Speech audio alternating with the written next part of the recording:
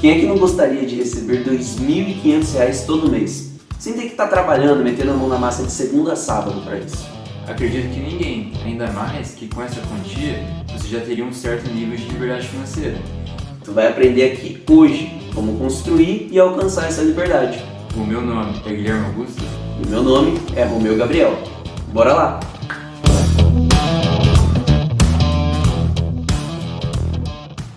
Afinal, o que é essa tão falada renda passiva? A renda passiva não é nada mais nada menos do que um dinheiro em que você não precisa trabalhar ativamente para receber. Diferente do teu salário, que no final do mês, se você não trabalhar, se você for demitido, você não vai ter. Simples. E como conseguimos construir essa renda passiva? Comprando ativos financeiros, como as ações, fundos imobiliários. E funciona assim: quando você investe em ações, você está comprando partes em empresas. Quando você investe em fundos imobiliários, você está comprando partes em imóveis. E você recebe a renda passiva de acordo com a quantidade de ações que você tiver e de acordo com a quantidade de cotas, no caso dos fundos imobiliários que você tiver. Então, o investidor ele ganha ao longo do tempo tanto com a valorização dos seus ativos, no caso o valor das ações e o valor das cotas nos fundos imobiliários, quanto com a renda distribuída, os proventos e os dividendos. Sendo os dividendos a sua parte nos lucros distribuídos da empresa aos acionistas e os proventos a participação nos aluguéis dos imóveis que o fundo imobiliário possui. Ok, então como que faz para ganhar esses R$ 2.500 por mês? Nos fundos imobiliários, você tem um perfil de renda maior. Isso porque 95% dos ganhos deles são distribuídos. Ganhos esses provenientes de aluguéis de imóveis. Isso justifica eles terem uma maior previsibilidade, os seus ganhos serem provenientes de aluguéis. Logo, fazendo com que eles também sejam ativos de menor risco. Na média, em uma carteira diversificada de fundos imobiliários, uma porcentagem factível, realista que você pode esperar é de 6 a 7% anuais, que dá em torno de 0,50% a 0,60% mensais. Você mesmo pode consultar isso através do site Funds Explorer. Eu falei 3 porque na edição vai e puxa. Só pegar o ranking de FIs, filtrar os de maior patrimônio e ver a média anual do dividend yield mensal. Agora é só fazer as contas. Bora lá. R$ 2.500 vezes 12 é mais fácil trabalhar com valores anuais completos, tá? É igual a R$ 30.000. Você pega R$ 30.000 dividido pela taxa esperada de proventos, vamos pegar ali um meio termo de 6,5%. Para você ter esses R$ 30.000 anuais, você precisa ter investido R$ 461.538, investidos em uma carteira diversificada de fundos imobiliários. Eu sei que a maioria de vocês não tem essa grana para investir de uma vez hoje, mas não precisa. É só você ir investindo de pouco em pouco ao longo do tempo, realmente construindo a sua liberdade financeira. Veja uma projeção que fizemos para você ter uma noção. Usando novamente a Mobius, para calcular os juros compostos, a gente fez uma projeção com um valor inicial de R$ 300, você continuando investindo R$ 300 mensais a uma taxa de juros de 9%, em um período de 29 anos. Isso já seria suficiente para você acumular os R$ 468.000.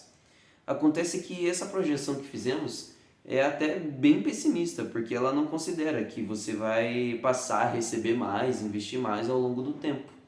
Ela leva em conta como se você só investisse R$ 300 todo mês.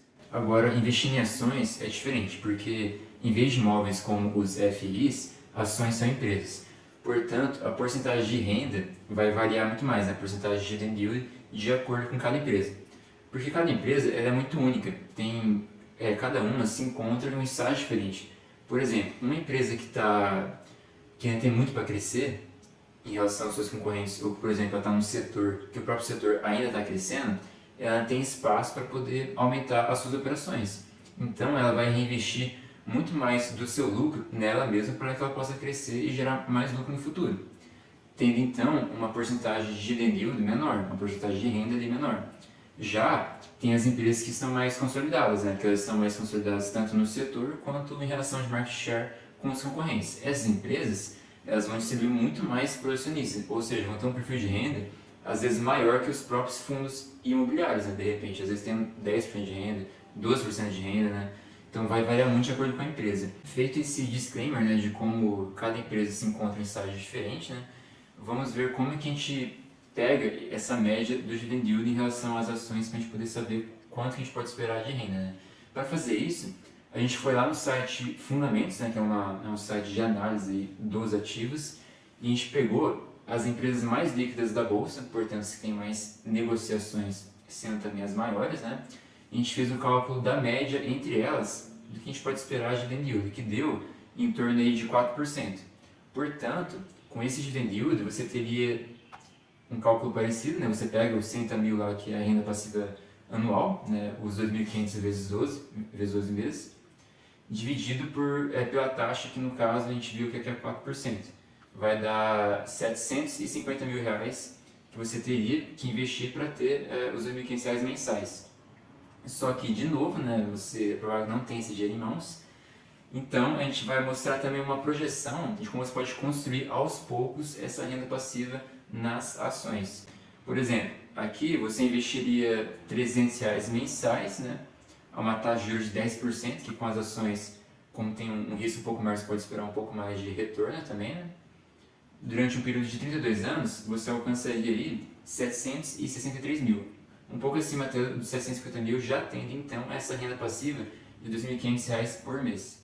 Então, o que você pode fazer é o seguinte, né? Se você quiser focar mais a sua carteira em relação à renda, é só você aumentar a sua fatia em fundos imobiliários, por exemplo, né? De repente você faz uma carteira aí com um 70% em fundos imobiliários e uns 100% em ações. Ou de repente você pode fazer metade em fundos imobiliários e metade em ações. Só que na parte de ações, você foca então em empresas que já estão com um perfil de renda maior, né? Ou empresas que estão no setor que costumam pagar mais dividendos. Tem uma previsibilidade de receita maior. Por exemplo, o setor elétrico, empresas como a ENGIE, a ENBR, empresas como a Equatorial, por exemplo. E no setor financeiro, bancário, o Itaú, o Bradesco, o Santander, o Banco do Brasil, né? Que são setores que têm um perfil de renda muito maior. Então você vê qual que se encaixa melhor. Se interessou nos fundos imobiliários, nosso próximo vídeo será explicando mais acerca do que são e como funcionam. E para não perder esse conteúdo e os próximos que virão, não esqueça de se inscrever e ativar o sininho. Se curtiu o vídeo, deixa o seu like. Tem alguma dúvida, sugestão? Escreva seu comentário aqui embaixo pra gente. E bora seguir evoluindo junto nos investimentos.